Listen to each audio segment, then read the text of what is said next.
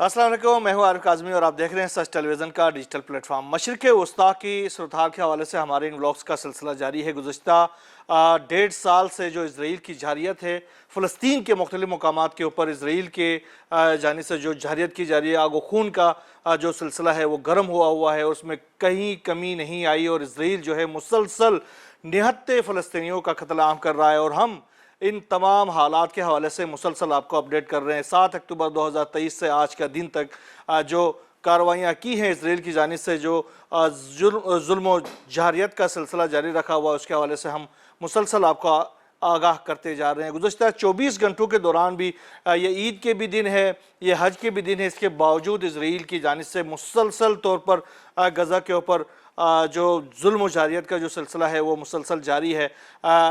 ऐसे मौके पर आज जो 24 घंटों के दौरान जो देखा गया है उसमें तकरीबन 42 अफराद से मज़ीद जीने का हक़ छीना गया है। ये जो लोग हैं वो फ़लस्तीन के मुख्तलिफ़ इलाकों में, गज़ा के मुख्तलिफ़ इलाकों में शहीद किए गए हैं। जबालिया के अंदर से 11 अफराद की शहादत की इतलात मौसूल हुई हैं। इसके अलावा इसराइल की जो फोर्सेस हैं उन्होंने एक ऐलान किया, उन्होंने कहा कि हमें गज़ा से एक लाश मिली है जिसके बारे में ख्याल किया जा रहा है कि वो लाश मोहम्मद सिनवार की है। मोहम्मद सिनवार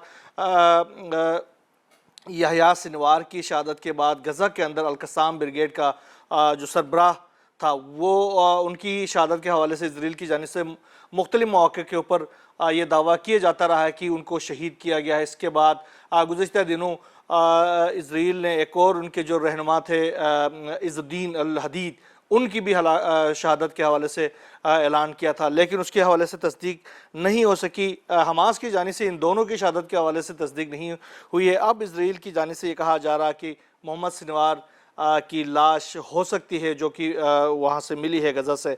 इसके अलावा गज़ा के अंदर जो मज़ाहमती तंजीमें हैं, ख़ासतौर पर अल-कस्साम ब्रिगेड है, अल-कुद्स ब्रिगेड है, जहाद इस्लामी है, उसके साथ साथ मुख्तलिफ जो मज़ाहमती तंजीमें हैं उन्होंने भी अपनी जो कार्रवाइयाँ हैं वो जारी रखे हुए। उन्होंने एक लम्हा भी इसराइल के हमलों से मुतासिर होकर अपनी जो जवाबी कार्रवाइयों का सिलसिला नहीं रोका है। वो निकलते हैं, वो एम्बुश करते हैं और वो दोबारा से अपने ठिकानों में चले जाते हैं। इसराइल के जो फोर्सेस हैं, जो ग्राउंड फोर्सेस हैं, उनके खिलाफ जो कार्रवाइयाँ गुज़श्ता 24 घंटों के दौरान की गई उसमें मज़ीद 5 इसराइली फोर्सेस की हलाकतों की इतलात मौसूल हुई हैं। जो गुज़श्ता व्लॉग में हमने कहा था कि वहाँ पर एक बिल्डिंग के अंदर जो हमला किया गया था और बिल्डिंग को तबाह कर दिया गया था जिसके अंदर इसराइली फोर्सेस मौजूद थे, उनमें से भी 5 जो इसराइली फोर्सेस का बाकायदा तौर पर इसराइल की जानिब से उनकी हलाकत की तस्दीक की गई थी। लेकिन वहाँ पर जिस तरीके से जो इसराइल की जो आर्मी हेलीकॉप्टर्स की जो मुसलसल परवाज़ें उस इलाके से जारी थी, वहाँ से जो हलाक और ज़ख्मियों को लेके जा रहे थे, उससे ये अंदाज़ा होता है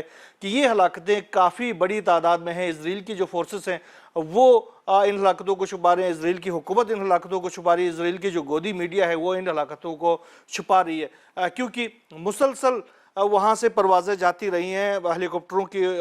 इससे अंदाज़ा होता है कि हलाकतें वहाँ पर काफ़ी पैमाने पर, बड़े पैमाने पर होती रही हैं। इसके अलावा जो अल-कस्साम ब्रिगेड के तर्जुमान है अबू उबैदा, उन्होंने एक बयान जारी किया। उन्होंने कहा कि इसराइल के पास इसके सिवा कोई चारा नहीं है कि वो अपने लीडरों को जंग ख़त्म करने पर, जंगबंदी पर मजबूर करें, वरना अपने बेटों को मज़ीद ताबूतों में लेने के लिए तैयार हो जाए। गुज़श्ता व्लॉग में भी मैंने कहा था कि जो इसराइल ने एक दावा किया था कि वहाँ से 2 जो लाशें हमास की कैद में जो कैदी थे उनमें से कुछ तो कैदियों की लाशें वहाँ पर पड़ी हुई जो कि इसराइल के हमलों में ही वो हलाक हो चुके हैं। तो उनमें से एक मियाँ बीवी की जो लाशें हैं वो उन्होंने कहा था कि हमने रिकवर किया है, वो हमने निकाला है और इसराइल मुंतकिल कर दिया है। तो अब अल-कस्साम ब्रिगेड के तर्जुमान ने ये क्लियर कर दिया है कि आप अपने जो लीडर्स हैं इसराइल के, जो अवाम है, उनको मुखातिब करके कहा कि उनको मजबूर करें कि वो जंगबंदी करें। ना करने की सूरत में जो कैदी हमारे पास मौजूद हैं वो अब सारे के सारे ताबूतों की शक्ल में आपके पास आएंगे। इसके अलावा जो इंटरनेशनल कम्युनिटी के हवाले से मैंने मुसलसल कहता आ रहा हूँ कि जो इसराइल के इत्तेहादी भी थे इस सारे जंग में, इस सारे क्राइम के अंदर, जो इसराइल के जो इत्तेहादी थे वो भी अभी इसराइल से दूर होते जा रहे हैं। ख़ासतौर पर फ्रांस के हवाले से मैंने मुसलसल कहता आ रहा हूँ कि फ़्रांस और इसराइल के दरमियान दूरियाँ जो हैं वो बहुत ज़्यादा बढ़ती जा रही है। अभी फ्रांस के जो वज़ीर ख़ारजा हैं ज़ान-नोएल बारो, उन्होंने एक बयान जारी किया। उन्होंने कहा कि फ़लस्तीन को आज़ाद और ख़ुद मुख्तार रियासत तस्लीम करेंगे, हम फ़लस्तीन को आज़ाद व खुद मुख्तार रियासत। अच्छा, उन्होंने कोई डेड लाइन नहीं दिया कि वो कब फ़लस्तीन को आज़ाद व खुद मुख्तार रियासत तस्लीम करेंगे, लेकिन उन्होंने ये क्लियर कर दिया है कि हम इसको आज़ाद व खुद मुख्तार रियासत तस्लीम कर रहे हैं और फ़लस्तीनी रियासत को तस्लीम करने से बाज़ अमूर में तब्दीली आएगी। फ़लस्तीनी हुकूमत को की जो बैनुल-अक़वामी हैसियत है वो मजबूत हो जाएगी। इसके साथ साथ जो फ्रांस के वज़ीर दिफ़ा हैं लिकोर्नो, उन्होंने भी एक बयान जारी किया। उन्होंने कहा कि हमारा मौक़िफ़ बिल्कुल वाज़ेह है कि इजराइल को कोई हथियार फ़रोग़ नहीं करना है।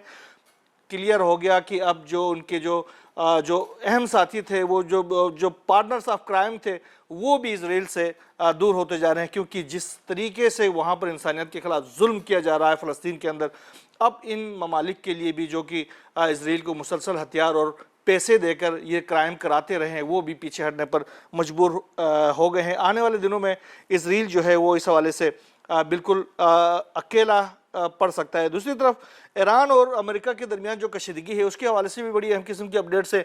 एक तरफ मुज़ाकरात की बातें हो रही है, तो दूसरी तरफ जो ज़्यादा से ज़्यादा दबाव की जो पॉलिसी है अमेरिका की, उसके ऊपर अमेरिका जो है वो अमल पैरा है। अभी एक और बड़ी कार्रवाई की गई है, ख़ास तौर पर जो पाबंदियाँ हैं अमेरिका ईरान के हवाले से, उसमें से 10 शख्सियात और 37 इदारों के खिलाफ कार्रवाई की गई है, उनके ऊपर पाबंदियाँ आयद की गई है। और इसमें UAE के कुछ इदारे भी शामिल हैं और कुछ हांगकॉन्ग के इदारे भी शामिल हैं जिनके ऊपर ये पाबंदियाँ आयद की गई हैं, क्योंकि वो ईरान के साथ डील कर रहे थे मुख्तलिफ सेक्टर्स के ऊपर, तो उनके ऊपर भी पाबंदियाँ आयद की गई हैं। इसके साथ साथ अमरीकी महकमे खारजा है, उन्होंने कहा कि अगर ईरान अपनी अदम इस्तेहकाम की सरगर्मियाँ जारी रखता है तो हम आलमी बैंकिंग सिस्टम तक ईरान की रसाई को मुनक़ता कर देंगे। ये तो अमरीकी महकमे खारजा की इसके साथ धमकी है।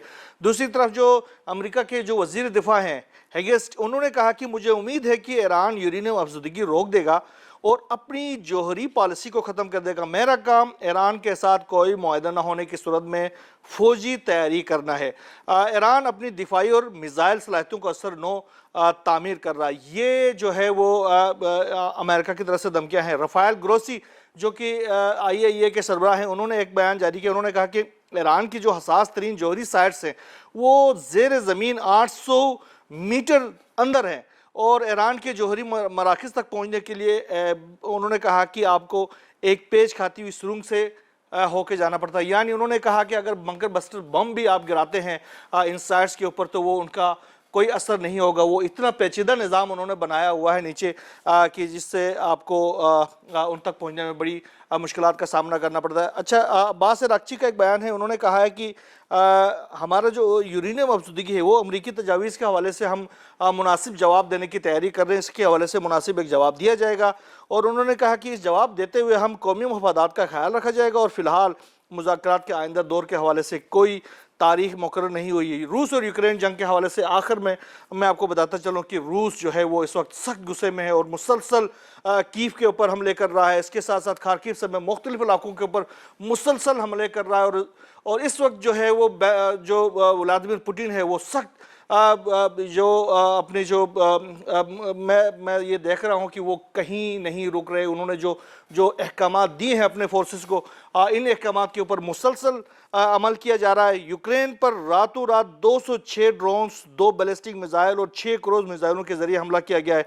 और इसके अलावा खार्किव के इलाके में भी एक बड़ी कार्रवाई की गई है और सिर्फ 2 घंटों में 55 से ज़्यादा धमाकों ने पूरे यूक्रेन का जो इलाका है खार्किव उसको हिला कर रख दिया है। आप अंदाज़ा लगाएं कि कितनी बड़ी हलाकतें हो सकती है। यूक्रेन ने तो 3 हलाकतों की तस्दीक की है, लेकिन इतने बड़े धमाके, 55 से ज़ायद बड़े धमाके जो हैं उसमें 3 हलाकतें नहीं हो सकती हैं। बिजली के जो इंफ्रास्ट्रक्चर है, एनर्जी इंफ्रास्ट्रक्चर, उसको ज़्यादा से ज़्यादा यूक्रेन के तबाह किया जा रहा है रशिया की जानिब से। इसके अलावा एक उनके जो मिसाइल बनाने की एक जो फैक्ट्री है उसको तबाह कर दिया गया और उसको जो यूक्रेन की जो दिफाई निज़ाम है उसको रोकने में नाकाम रहा है। ये बड़ी डेवलपमेंट है। आने वाले दिनों में जो भी खित्ते समेत दुनिया भर से सामने आती रहेंगी सूरत हाल हम इंशाल्लाह आपसे शेयर करते रहेंगे। यहाँ बस रहें। अल्लाह हाफ़िज़।